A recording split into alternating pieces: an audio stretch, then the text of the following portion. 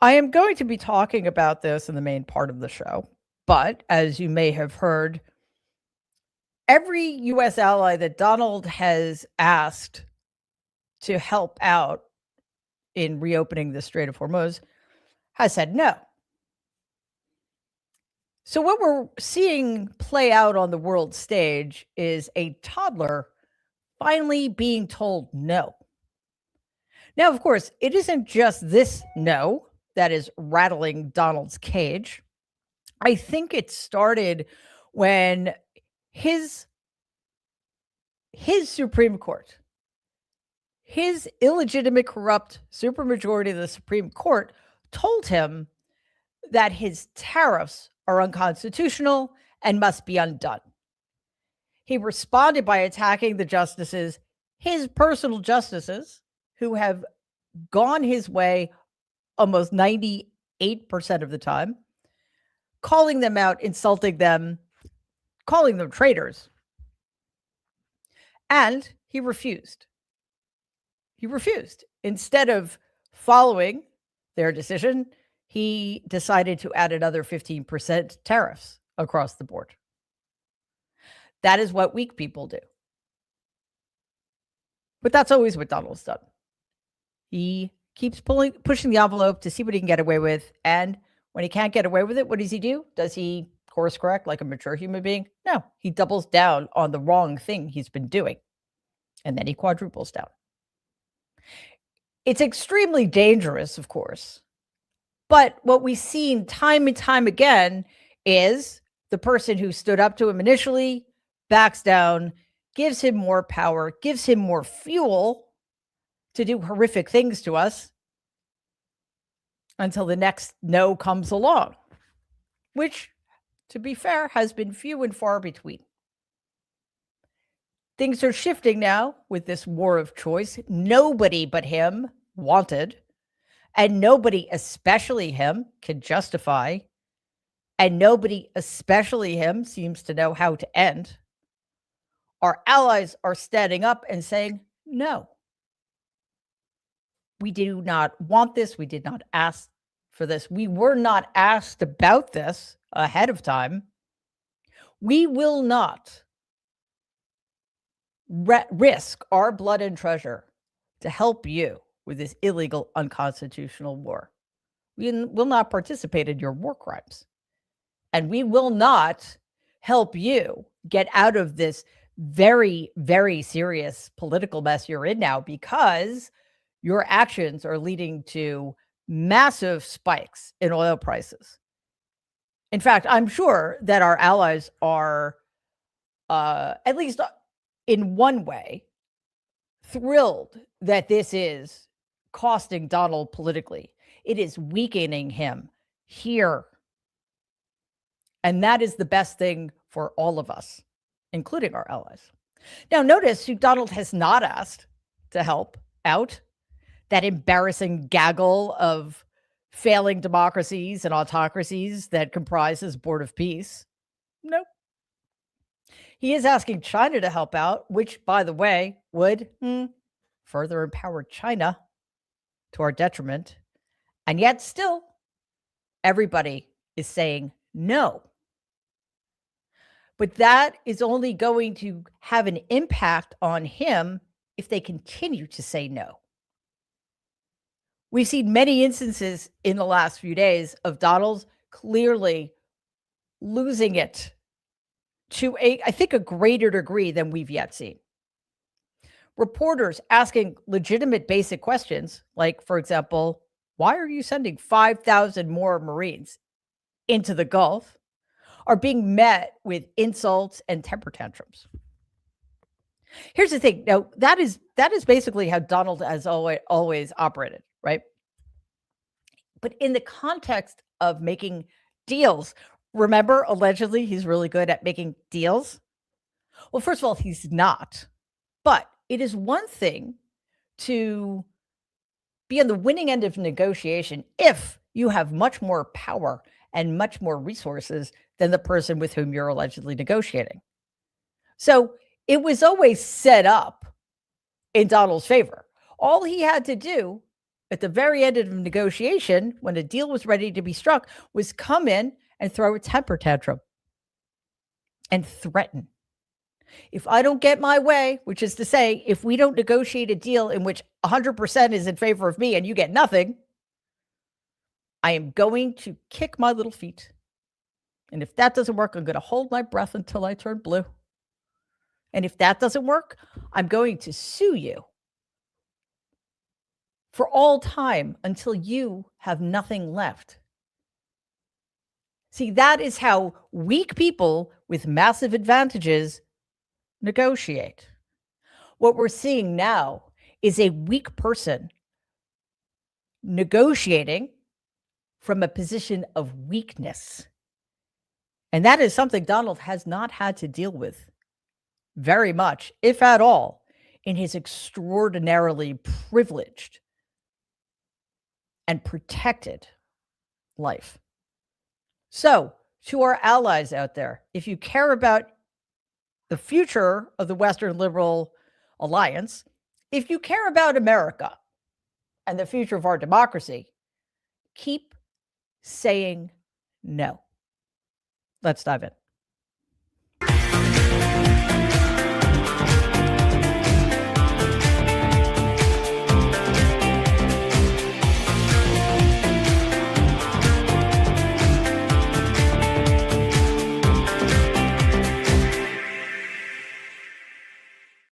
Hello, everybody, and welcome to today's episode of Mary Shop Live. It's good to be back with you. Thank you for your patience.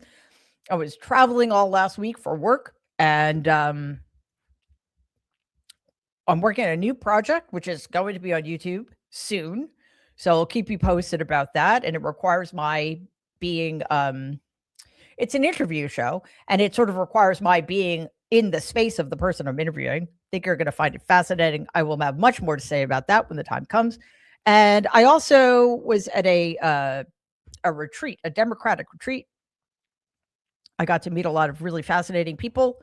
And I'm happy to report that the Democratic Party and our upcoming elections, including 2028, are in very good hands. So I came away feeling very motivated, very heartened, and quite honestly, reassured, because I've been worried.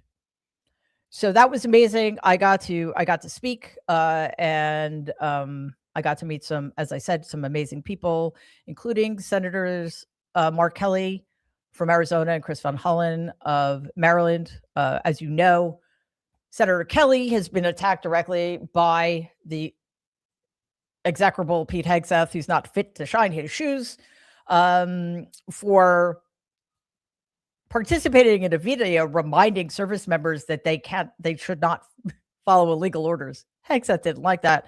And Senator Van Hollen has been at the leading edge of the fight to protect those ICE and the DHS has been targeting. He actually flew to El Salvador to meet with his constituent and bring him home. So that was amazing. I also got to meet the DNC chair, Ken Martin, who had a lot of fascinating and important things to say about the upcoming election. So anyway, it was a great event. It was a very busy week, though.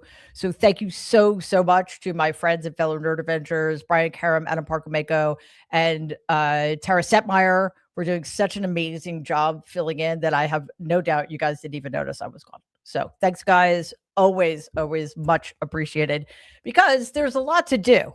And sometimes we cannot, sadly, be in 5 places at once. All right, let's get to all the horrors, because there are many. As I mentioned at the top of the show, several U.S. allies have responded cautiously or outright rejected Donald's request to send warships to escort merchant vessels through the embattled Strait of Hormuz.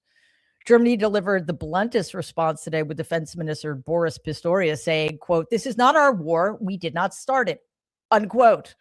Yes, that's very simple. Japan, Italy, and Australia also said they would not participate, while France, South Korea, and Britain stopped short of committing. British Prime Minister Keir Starmer said the UK would not be, quote, "drawn into a wider war," unquote. Starmer spoke to reporters this morning from 10 Downing Street. Let's watch. Our priority is always the national interest. And so we have been clear and consistent in our objectives throughout this conflict. First, we will protect our people in the region. Second, while taking the necessary action to defend ourselves and our allies, we will not be drawn into the wider war. And third, we will keep working towards a swift resolution that brings security and stability back to the region and stops the Iranian threat to its neighbours. This comes just a week after Donald rejected Starmer's earlier offer to send 2 British aircraft carriers to the region. He responded by posting the following on his failing social media site, quote, "The United Kingdom, our once great ally, is finally giving serious thought to sending 2 aircraft carriers to the Middle East. That's okay, Prime Minister Starmer. We don't need them any longer, but we will remember we don't need people that join wars after we've already run," unquote. Okay. Well, then what's the problem? We won. Woohoo. What do we need anything from Great Britain for then? Right? Problem solved. But as you know, Donald is good at very few things, but one of the things he's very good at is shooting himself in the foot. So because Keir Starmer, regardless of what you might think of him as a politician, is a mature person, and he needed to take some time to deliberate and meet with his team to decide what the best course of action was, not rush into doing something precipitous. And when he finally agreed to grant the 2 warships, Donald, again, had a temper tantrum and declined Great Britain's help, making them increasingly less likely to help out at all. Today, at a press conference that has to be seen to be believed at the White House, Donald spoke about the help he desperately needs to get himself out of the situation he himself created. Here's some of what he had to say. I like you guys too much to force you to listen to a lot of it. So check it out. We don't need anybody. We're the strongest nation in the world. We have the strongest military by far in the world. We don't need them. But it's interesting. I'm almost doing it in some cases, not because we need them, but because I want to find out how they react. Because I've been saying for years that if we ever did need them, they won't be there. Not all of them, but they won't be there. I was very surprised with the United Kingdom, because the United Kingdom, 2 weeks ago, I said, why don't you send some ships over? And he really didn't want to do it. I said, you don't want to do it. We've been with you. You're our oldest ally.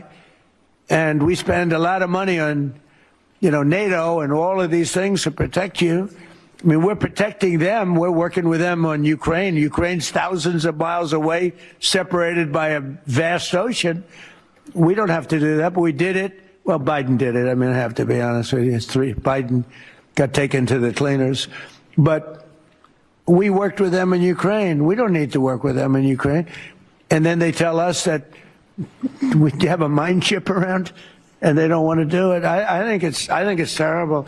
No, I was very surprised. I told him, we requested 2 aircraft carriers, which they had, and he didn't really want to do it. And then right after the war essentially ended, meaning they were obliterated, he said, I would like to send the aircraft carriers. I said, I don't need them after the war has ended and won. I need it before the war.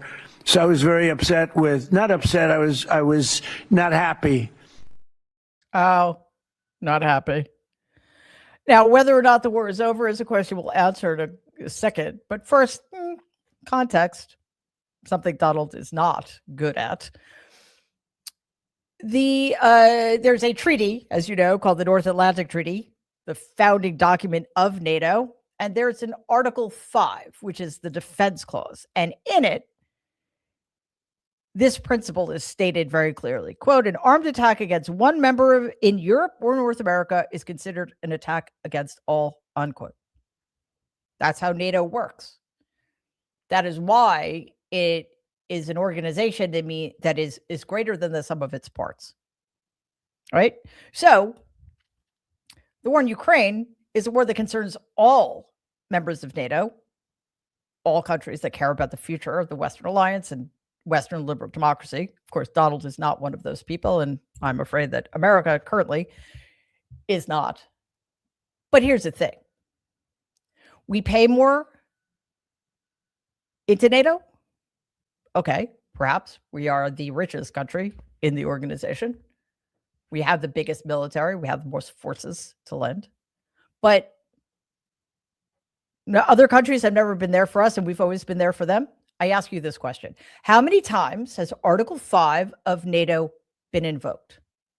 If you answered 1, congratulations, you win.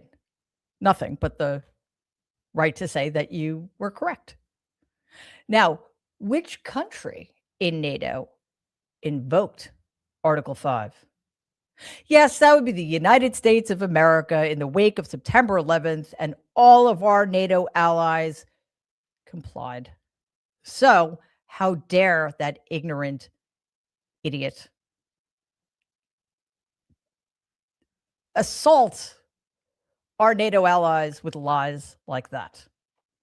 So, as to whether or not the war is over, no, I regret to inform you, the American-Israeli war of choice against Iran is in its 3rd week. It's largely at this point an air war, and more than 2,000 people, mostly in Iran and Lebanon, have been killed. Iran has responded with rockets and drones, targeting neighboring countries and ships in the Gulf while blocking most tanker traffic through the Strait of Hormuz, a route that carries about 1/5 of the world's oil shipments. The disruption has driven energy prices sharply higher, with Brent crude briefly hitting $106 a barrel this morning. Just for a point of comparison, I believe, forgive me if I'm misquoting this, but I believe oil before this unnecessary, illegal, unconstitutional war was declared was about $75 a barrel, which is to say the price has gone up significantly. Here's another question. How could the Trump regime not have foreseen all of this? You will hear Republicans telling us that Iran has been an imminent threat for 47 years, which, by the way, is logically impossible. Something can't be an imminent threat for 47 years. If that were the case, however, why has no other administration, Republican or Democratic, declared war? Well, because they understand how disastrous it would be if you aren't prepared for the fact that Iran would use basically the best strategic weapon it has, closing the Strait of Hormuz and creating economic chaos globally. Yeah, but then we're dealing with Donald, who said he knew all of this all along. Take a look. I knew about the Strait, that it would be a weapon, which I predicted a long time ago, predicted all of this stuff. You guys were very generous in that. I predicted all of it. I predicted Osama bin Laden would knock out the World Trade Center. I made that prediction a year before he did it. I said, you better get him. He's a bad guy. I watched him be interviewed one time, and I said, that's a bad guy. You better get him. 1 year before, exactly. I wrote it in a book. You can even check. About a year before the World Trade Center then came down, President Clinton actually had a shot at him, and he didn't take it. Unfortunately, I'm not blaming him for that, but he didn't take it. And he ended up knocking down the World Trade Center, but I predicted that too. I predicted a lot of things. Oh, did you really? I'm sure nobody can fact check that lie. If you want to know without fact checking that it's a lie, just look at the faces of Susan Wiles and Mike Johnson while he tells that easily checkable lie. The only person I know who predicted that a plane would fly into the World Trade Center was Stephen King in a novel called The Running Man. Donald went on to say that there will be other allies in the region coming to help, but because that's also a lie, he didn't really want to say who they are. I mean, who would? Check it out. Numerous countries have told me they are on their way. Can you give us a hint what they are, what that entails, how soon they might be there? You mean who are the countries? Yes, sir. I'd rather not say yet, but we'll be announcing Marco Rubio and the various people that are doing that. We'll be announcing. And I have to tell you, We have some that are really enthusiastic. They're coming already. They've already started to get there. It takes a little while to get there. It's like, in some cases, you have to travel an ocean. So it doesn't go that fast, but it'll go fast. And we have some that are fairly local that are doing it. But we'll give you a list. Wow, that was specific, not vague at all. They're so enthusiastic, they don't want me to name them publicly. Before we move on from that insane press conference, I mean, that kind of goes without saying at this point, right? Yeah. From the press conference, I want to show you one more clip. If you ever needed proof that every single one of Donald's relationships is transactional, including his relationships with his children, this really is all you need to see. Watch. We had one man who was very ill. It looked like he wasn't going to make it. I don't know. I won't mention his name. Should I? Do other people know his name? Do you want to mention it? He'll be proud. Go ahead. Tell him the story. Okay. Well, thank you, Mr. President. Congressman Neil Dunn of Florida had some real health challenges, and it was very serious, and had a pretty grim diagnosis. And I mentioned it to the president, and I said, Congressman Dunn is a real champion and a patriot because he's still coming to work. And if others got this diagnosis, they would be apt to go home and retire. And what was the diagnosis? It was, I think it was a terminal diagnosis. He would be dead by June. Okay, that wasn't public, but yeah, okay. That's it was grim. That's what I was going to say. I don't think with a heart problem, by the way. This was a heart problem. Right. So the long story short, the president called him to encourage him and thank him, and they had a conversation, and the president mentioned in the course of the conversation, you know how to get my doctors involved, and they did, and within a number of hours, they took him to Walter Reed, emergency surgery. The man has a new lease on life. He acts like he's 30 years younger, and he walked into the conference meeting, and we thought we'd seen a ghost. Mike called me, and he said, sir, we're up by 3, but we're going to lose 1 by June. Said, who? Neil Dunn. He's a great congressman. Incredible. He called to say that he was terminal, really bad heart. There's nothing they can do. I said, that's bad. Number 1, it was bad because I liked him. Number 2, it was bad because I needed his vote. He got the order of those two things mixed up. And by the way, I would bet money that before this, he had no idea who that guy was. By the way, that disgusting little man, and I'm talking about Mike Johnson in this instance, not Donald, claims to be a man of God. So yes, a congressman, a Republican congressman who was on the brink of death, was given the best health care in the world because he was of use to Donald Trump. Yeah, it's a heart problem. By the way, my dad died because of a heart problem. So Donald's brother, just so you're clear. Hysterical. Well, at least they get to keep their 4-person majority. Yay. Republicans are already faced with an uphill battle trying to turn last year's tax cuts into a political and economic win before the midterm elections. I mean, good luck with that, by the way. But Donald's war of choice on Iran threatens to cut into even the limited boost as oil prices surge, raising costs across the economy, just as tax refund money begins reaching households. Republicans structured the law to create a visible economic lift this spring by extending earlier tax cuts starting in Donald's first term and then very early last year, adding new provisions tied to campaign promises like no tax on tips, which is not, by the way, as advertised. At a rally in Kentucky last week, Donald promoted the plan by claiming overtime pay would be, quote, 100% tax-free, unquote, even though those earnings are still taxed under the law passed by Republicans, which is to say he lied. Something else we probably shouldn't need to say because it's assumed. Meanwhile, rising fuel prices threaten to dominate how voters experience the economy. The average refund we're talking about here is about $3,676, about 11% higher than last year, according to IRS data through March 6th, but far below the roughly 30% increase some analysts predicted and the White House lied about. Here's a little bit more on how consumers are responding to skyrocketing gas prices. Take a look. As the fighting with Iran now stretches into a third week with other countries roped in, including an Iranian drone strike this morning at Dubai's busy airport pausing flights, disruptions to the global energy supply are only growing. In the U.S., oil prices hovering around $100 a barrel, pushing gas prices up more than 70 cents a gallon since the war began. I think they're quite expensive right now, especially for $4.30. Oh, I don't like it. Not at all. It's way too much.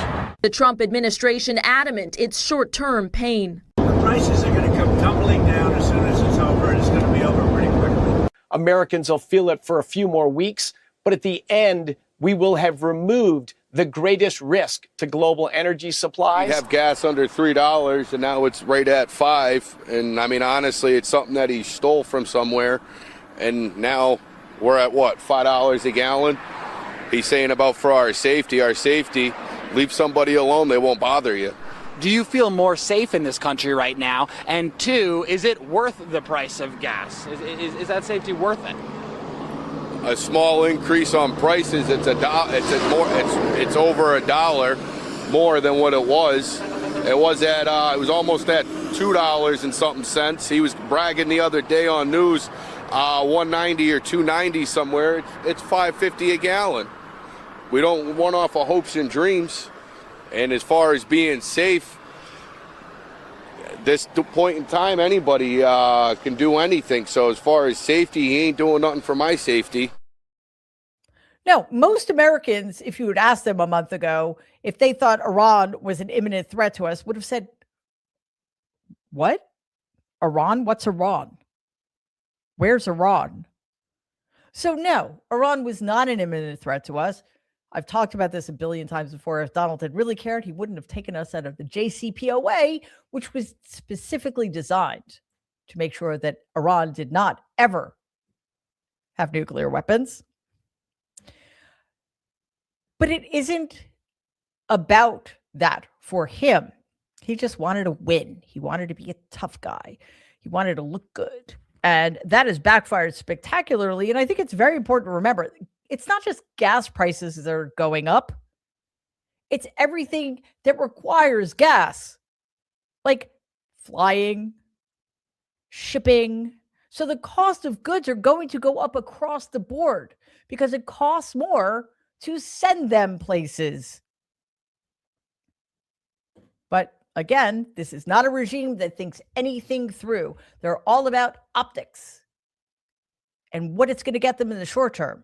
No thought at all about Iran's shutting down the Strait of Hormuz or the very real possibility, especially given the gutting of the FBI by that incompetent Kash Patel, that we may indeed see terrorist attacks on our soil.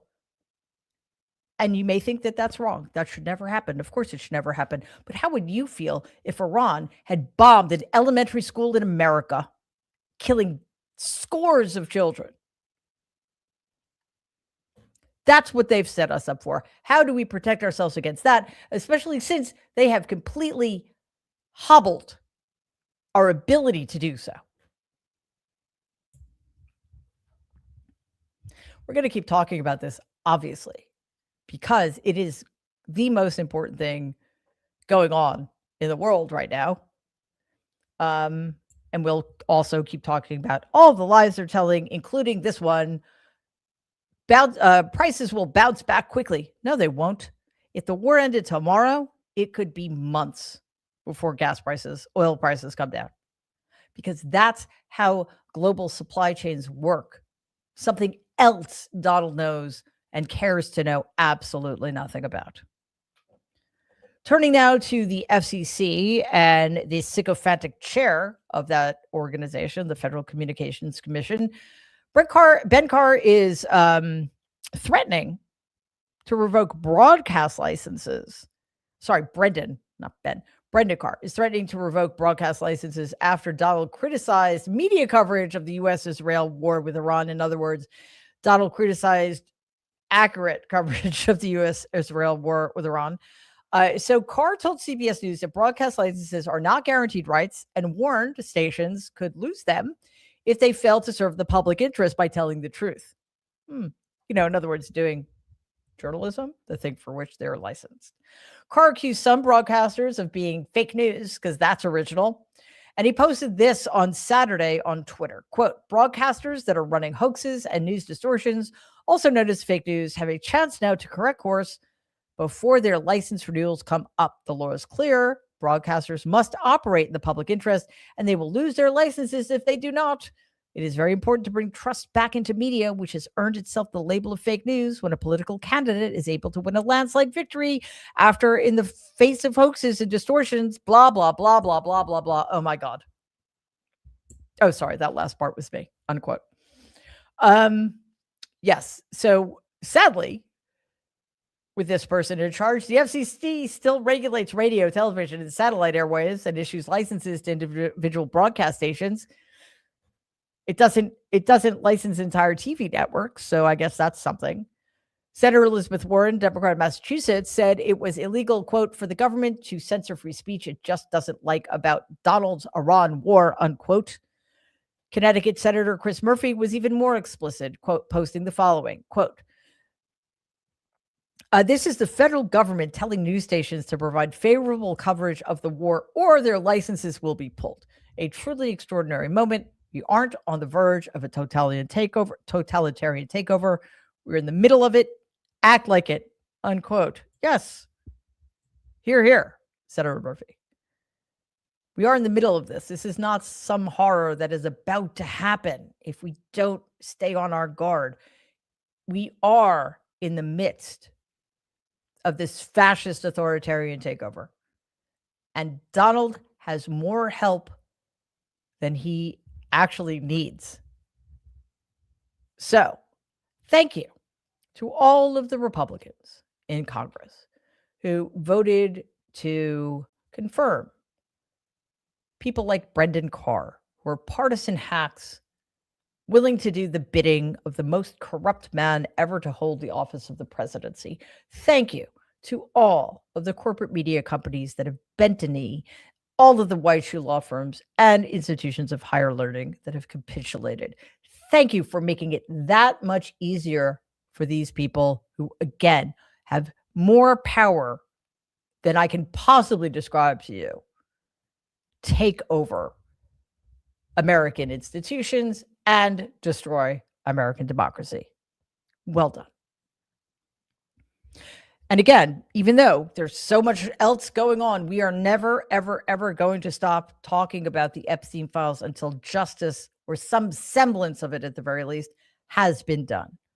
According to multiple news sources, Bank of America has reached a settlement in principle with Jeffrey Epstein's accusers, another step toward justice for the victims.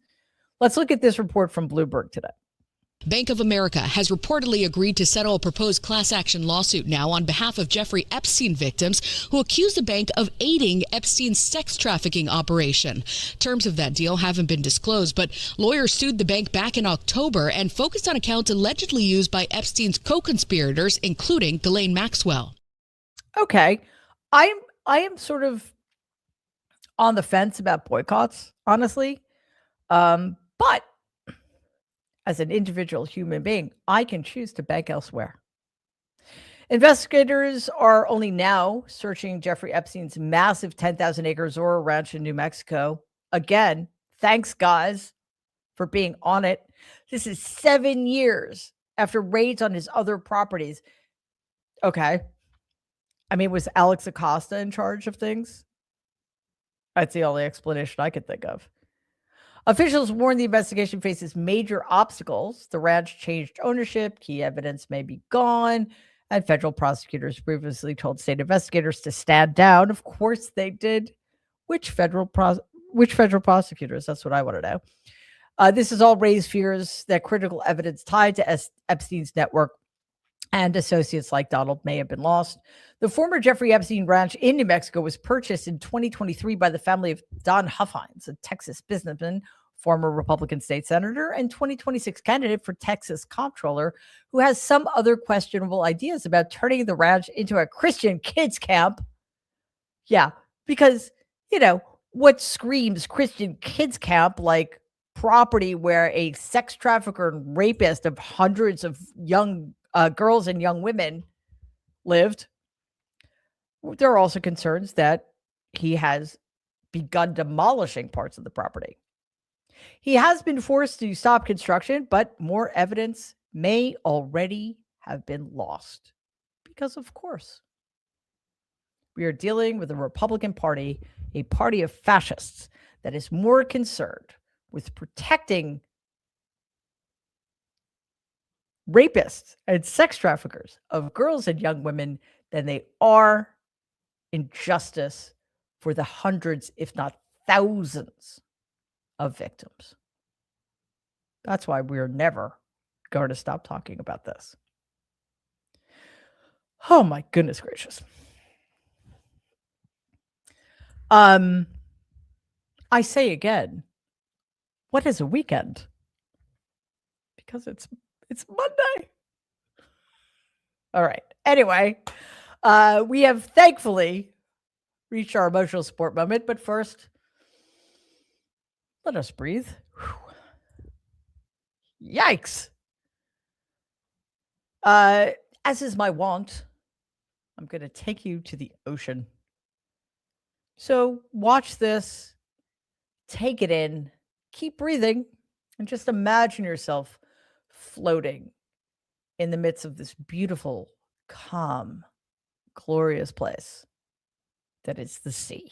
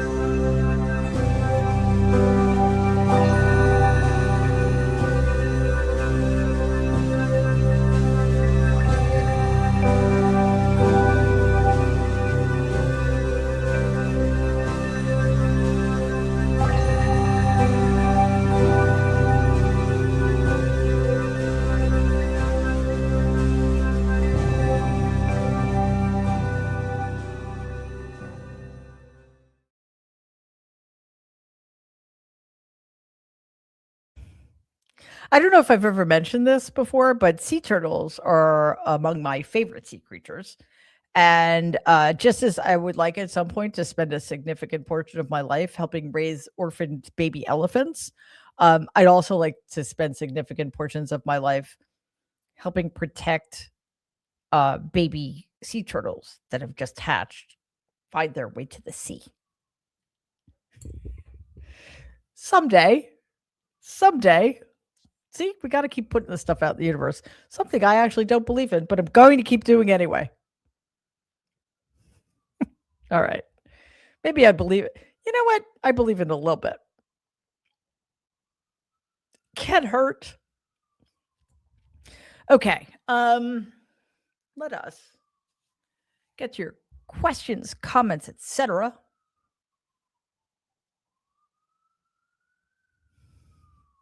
Because I feel terrible when I'm not here. Because I know it, like I love giving you guys a shout out, answer your questions, and read your comments. So I feel bad when I'm not here to do it. But here we go. In the middle of nowhere, gifted 1 Maritime Media membership. Thank you, in the middle of nowhere, as always. That's awesome. From Compfunk2, comment, but remember, Mary, Donald saves his most vicious insults for women who have the nerve to ask him a question. Oh, he's vile. He's a vile misogynist, but he comes by it honestly. He was raised in a family of vile misogynists. Thankfully, my dad was not one of them. But my Aunt Marianne was. Wrap your head around that. Betty Veronica 2.0, thank you so much as always. Comment, good to see you, Mary. It's great that you're here, Betty Veronica. Would be a shame if our young men and women in the military should suddenly have bone spurs. Wouldn't that just suck? Yeah. Especially if they institute a draft. Bone spurs are a thing.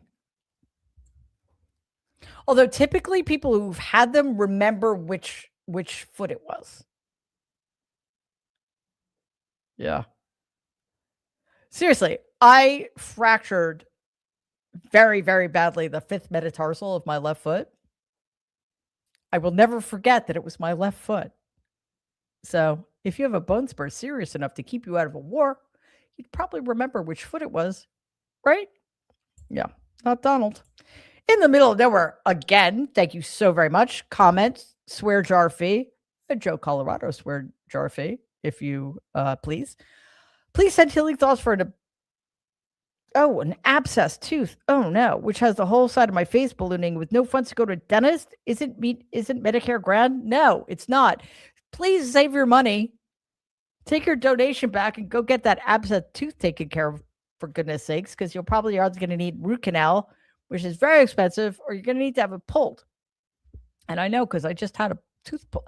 I had a tooth pulled a week before Biden pulled out of the presidential race. I'm sure it had nothing to do with stress. Is that a thing? I don't know. Probably not. But stress is, can be bad. David, comment. I cannot begin to say how much he has insulted the UK. 457 British troops died in Afghanistan supporting the US. How dare he disrespect their sacrifices and their families' loss. Apologize now. David, I am right there with you. It is despicable. He is despicable. Republicans are despicable for allowing his lies to go unchecked. The media need to do a better job at calling out these egregious lies. And you know what? Britain needs to draw a line and say, no, you are misrepresenting and lying about NATO's involvement in helping the United States throughout the years. And they need to stop. But honestly, you're never going to get an apology for him ever. So let that go. Our best hope here is that he become weakened, sidelined, and humiliated. That is the best we can hope for here. So that's what I'm gunning for. Keep saying no to him and watch what happens. It's very frustrating for me because I've been saying this for years and there has been no concerted effort to do that. And hopefully we're turning a corner here. But think about what we could have saved ourselves. Susan, thank you so much, Susan, for gifting 5 Marriage Trap Media memberships. That is awesome of you, as always. Valerie, question. Hi, Mary. Serious question. What will it take for 45 to be declared criminally insane? He's clearly a danger to the world and must be stopped. Is this not one clear and honest solution? Thank you.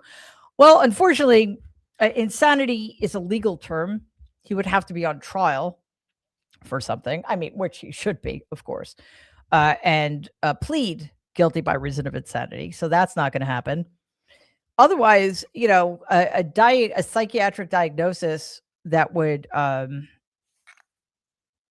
render him unfit is not going to happen because he would have to be diagnosed. And that is not something you can do without his subjecting himself to a battery of psychological and neuropsychological tests. So, and remember, even if he were, also, who's doing this, right? Who's declaring him unfit? The only people who have the power to take him out of power is his cabinet and the Republican Party. It's not going to happen. So I think we need to come up with ways to mitigate the damage he's causing. And as I said earlier, just keep him humiliated, keep him thwarted, keep him boxed in, and prevent him from using the power that he has, because he's the least unfit person in history. Well, maybe not in history, but he's up there with Nero and Caligula at this point. Kendra is a super sticker. Thank you so much, as always, Kendra. Much appreciated. John, question. Does anyone remember Donnie promising Big Oil a huge payoff if they donated $1 billion to his campaign? They're going into Venezuela now too. Yeah, of course. I mean, that is all this is about. He has told us that it's a good thing for us if gas prices go up because we get more money. Well, no, we don't. He probably does. Oil companies do. We also know that the people who took over TikTok had to give what they're calling the Trump administration $10 billion. Where do we think that money's going? Are we going to get a refund check in the mail? No. Yeah, it's all a scam. It's all a grift. And they're all making so much money, they do not care about the rest of us. So let's be clear about that. Donna has been a member for 10 months. So that's awesome. That's what. And Donna, thank you so much, as always. Question. So when do you think the nuclear opera happens, Barry? I'm not sure if you're talking about actual nuclear weapons or the nuclear option in the Senate. In the Senate, I guess it depends on how long John Thune can withstand the insults he's getting from the White House. Ooh. But as for Donald's nuclear option, I don't know. So I honestly I don't want to speculate because it's too depressing and I don't have enough information. All I do know is that he's the last person on the planet who should have the nuclear codes. Julie has been a member for 8 months. That's fantastic. Susan, thank you again. Comment supporting Mary Trump Media, keeping the microphone on. Thank you, Mary. And Mary? Well, okay. I wish there were. I mean, don't get me wrong. Like, sort of my worst nightmare is if there were two of me. But I do kind of wish that I could be in two places at once. Anyway, continuing with Susan's comment. Independent media has never been more important. Thank you, Mary and team. Well, thank you, Susan, for all of the amazing work you do here to keep this place awesome. Rock and steady. Thank you very, very much for that. Question, how much orange bronzer does one need? An infinite supply, apparently. Mary, you're the best. Well, thank you, Rock and steady. That's very kind of you. Gopher from Caddyshack needs to go to Mar-a-Lago. I am with you. Let us, I think we need to unionize the Gophers. Let's do it. And get them plane tickets. You don't want to put the little guys on a bus for 3 days. Okay. Finally, Richard. Thank you so very much, Richard. Comment, I've stopped trying to get my parents to see how bad things have gotten and realize that I can't pull their heads out of the sand for them. I guess I can take comfort in not being related to Donald. Yes, you can. Congratulations. That is massive. Trust me. I know. All right, everybody. Thank you so very much for being here this afternoon. Remember, we are at 4 p.m. Eastern time, Monday through Friday. Thanks to everybody watching on YouTube, streaming on Twitter, and over at our Substack, The Good in Us, to everybody listening to the podcast. See, there it is. To all of our new subscribers and people gifting subscriberships, to all of our super stickers and people giving us donations. You truly keep the lights on, and we appreciate it more than we can say. The easiest way to support us, given the very real barriers we're facing on YouTube right now, please subscribe to our channel and click on that bell icon to make sure that you are notified every time a new video drops. And we have recorded videos happening 7 days a week. So go like them. Well, watch them, obviously. Like them, share them, comment on them. That helps us with the algorithm that hates us, apparently. To our amazing moderators for doing what you guys do every day. It matters to us so much, truly. And to the best team in the business, honestly, you guys have no idea how hard this team works, especially given the insanity with which we're living. Their ability to suss out what's most important, what we need to focus on, is without parallel. So I thank them for what they do every single day. And that's like 7 days a week. So just remember, your donations go to help them do the extraordinary work they do as well. So keep it coming. So truly, thank you guys. And I'm so sorry it's only Monday. But, this is the world in which we live. That does it for us. I've got a thing, but it's so good to be back. I will see you all tomorrow at 4 p.m. Eastern. In the meantime, everybody, please stay safe and be kind.